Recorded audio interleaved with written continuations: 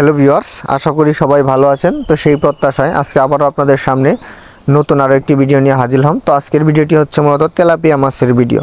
তো বর্তমান বাংলাদেশে বেশ কয়েক প্রজাতির তেলাপিয়া মাছের ভিডিও পাওয়া যায়।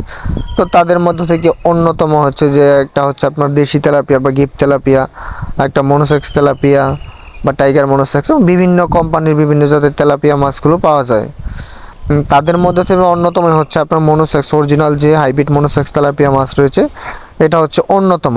দেশি তেলাপিয়া মাছ দেখা যায় আপনার 3 মাস চাষ করার পরই দেখা যায় পুকুর বাচ্চা দিয়ে ভরে ফেলে, মাছ আশা অনুযায়ী বড় হয় না। কিন্তু অপরদিকে আপনার এই যে টাইগার জাতের মনোসেক্স তেলাপিয়া বা হাইব্রিড মনোসেক্স, তো এইটা কিন্তু আলাদা কোনো জাত বলতে এটা দেশি তেলাপিয়া বড় সাইজের বুট মাছ থেকে সংগ্রহ করা হয় ডিম।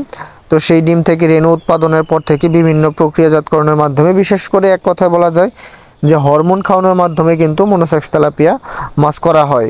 তো যেই হরমোনের প্রভাবে কিন্তু দেখা যায় এক একটি মাছ একটা দেশি তেলাপিয়া মাছের চাইতে 2 থেকে 3 গুণ পর্যন্ত বড় হয়ে থাকে এবং খুব দ্রুত বড় হয়। যে একটা দেশি তেলাপিয়া মাছ 5 মাস 6 মাস চাষ করে যেটা বাজারে বিক্রি করার উপযোগী তৈরি করা যায় না, তো সেই একই সময়ে কিন্তু আপনার মাত্র 3 মাস সময়ের মধ্যে বা 3.5 মাসে দেখা যায় বাজারে বিক্রি করা যায় আপনার এই মনোসেক্স তেলাপিয়া মাছের পোনা।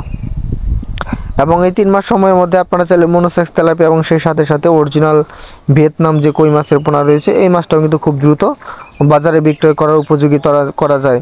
তো যেহেতু বর্তমান সময় মাছ চাষের একদম আদর্শ সময়, সিজনাল ব্যবসা, গ্রীষ্মকালে মাছ চাষ হয়ে থাকে, অনেকে মাছ চাষের পোনা খুঁজতেছেন বা মাছের পোনার জন্য, ভালো মানের মাছের পোনার জন্য মাছ চাষ করে তেমন একটা ফলাফল পাচ্ছেন না, তারা অবশ্যই আমাদের কাছ থেকে এই মাছের পোনা সংগ্রহ করতে পারবেন। আমরা সারা বাংলাদেশে হোম ডেলিভারির মাধ্যমে এই মাছের পোনা পিস হিসাবে পাইকারি বা খুচরাভাবে বিক্রয় করে থাকি। তো আশা করব ভিডিওটি ভালো লেগেছে এবং অবশ্যই ভিডিওটি শেয়ার দিয়ে অন্য আরেকটি মাছ চাষি ভাইকে ভিডিওটি দেখার সুযোগ করে দিন।